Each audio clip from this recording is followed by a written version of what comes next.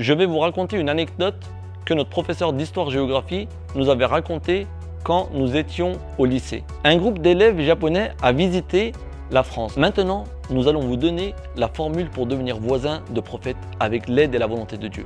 Voudriez-vous devenir voisin du prophète? Et je suis sérieux. Écoutez, il lui dit « Wallahi, je jure au nom de Dieu que je suis le prophète Moïse, Moussa, et que Dieu m'a dit que tu étais mon voisin au paradis. »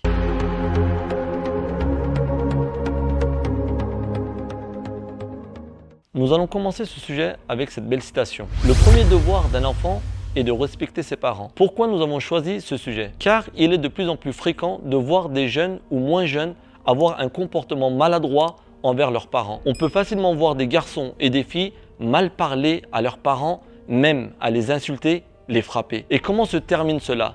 Après un certain âge, on dépose les parents dans des maisons de repos pour aller les visiter une fois dans l'année, et cela pour du semblant, histoire de faire acte de présence. Je vais vous raconter une anecdote que notre professeur d'histoire-géographie nous avait racontée quand nous étions au lycée. Un groupe d'élèves japonais a visité la France. Lors de cette visite, il y avait également la visite des maisons de repos. À ce moment-là, quand les élèves sont rentrés avec les professeurs dans la maison de repos, ils ont vu les personnes âgées tous dans une chambre. À ce moment-là, une catastrophe a éclaté. Je dis bien une catastrophe car personne n'a rien compris de ce qui se passait.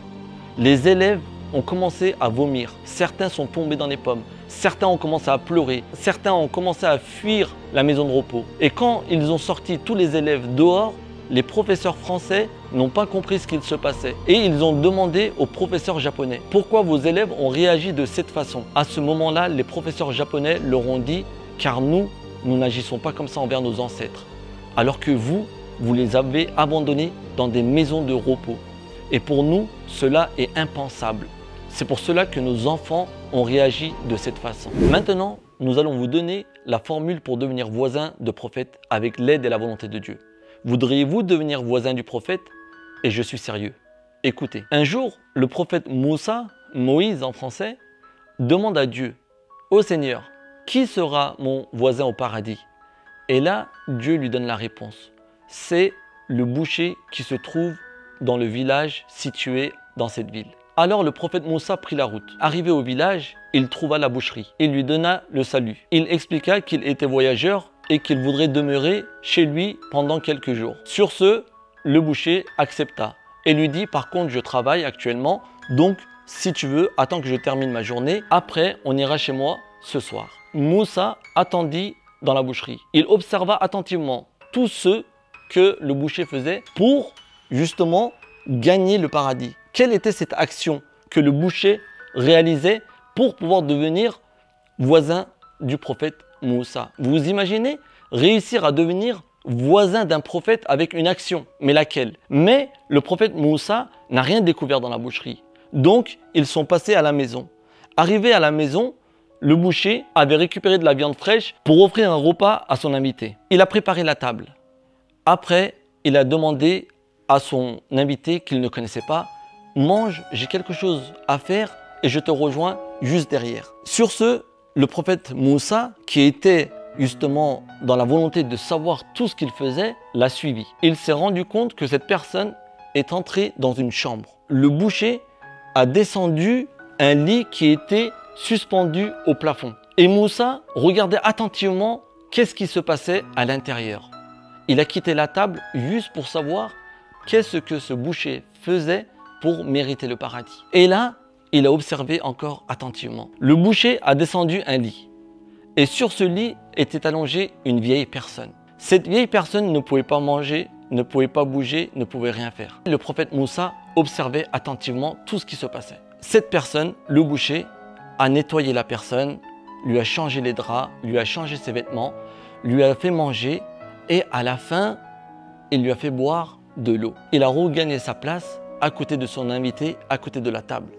Mais le prophète Moussa est revenu très rapidement à sa table, mais par contre, il n'avait rien mangé. Alors là, qu'est-ce qui se passe? Le boucher lui dit « Mais pourquoi tu n'as rien mangé de ma table ?»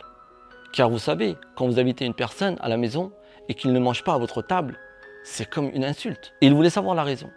Et là, le prophète Moussa lui a dit « Si tu ne me dis pas ce que tu as fait dans la chambre, je ne mangerai pas à ta table. Là, le boucher lui expliqua toute la situation. La personne qui se trouve dans la chambre est ma mère.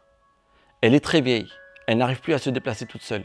Elle n'arrive plus à subvenir à ses besoins toute seule. Et pour cela, j'ai besoin de la garder de cette façon-là. Et là, le prophète Moussa lui posa la question. Mais pourquoi ne t'es-tu pas marié? La réponse est magnifique. Car j'avais peur de tomber sur une femme qui fasse du mal à ma mère ou qu'au bout d'un moment me demande de faire le choix entre ma mère et elle. Et je n'ai pas osé me marier, donc je me suis abstenu. Là, le prophète Moussa lui dit, et pourquoi la montes-tu sur ce système-là? Pourquoi tu la suspends au ciel? Le boucher lui dit, car je suis obligé d'aller travailler. Et si je ne travaille pas, je ne peux pas gagner d'argent. Je lui ai fabriqué un système à chaîne afin que personne durant la journée ne puisse lui commettre du tort. Que ce soit des personnes ou que ce soit des animaux sauvages qui puissent entrer dans la maison pendant mon absence.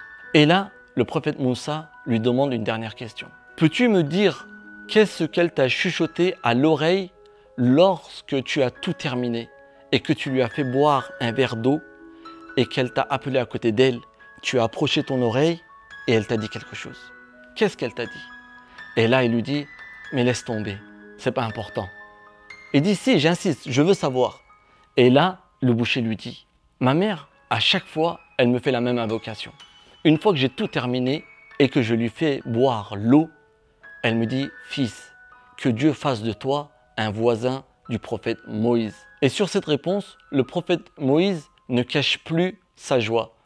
Il lui dit, Wallahi, je jure au nom de Dieu que je suis le prophète Moïse, Moussa, et que Dieu m'a dit que tu étais mon voisin au paradis. Voici une histoire qui s'est passée à l'époque du prophète Moïse, une histoire vraie pour laquelle ce boucher a réussi à gagner ce grand degré. Alors nous aussi, devrions-nous pas faire autant d'efforts pour nos parents pour mériter ce paradis et au paradis mériter les rangs supérieurs à côté des prophètes? Comment un enfant peut-il encore se mal comporter envers ses parents?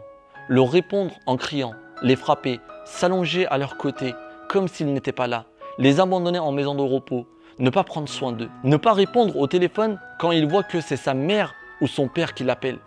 Savez-vous, il y a des personnes qui seront prêtes à donner une fortune juste pour voir le nom de leur mère apparaître quand le téléphone sonne.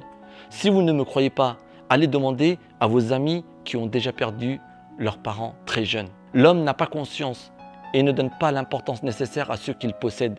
Il s'en rend compte une fois les avoir perdus. Ne soyons pas de cela. Qu'Allah fasse de nous et de nos descendants des enfants qui respectent leurs parents comme Dieu et son prophète nous le demandent. Que Dieu nous accorde son pardon et son paradis. Walhamdulillahi Rabbil Alamin.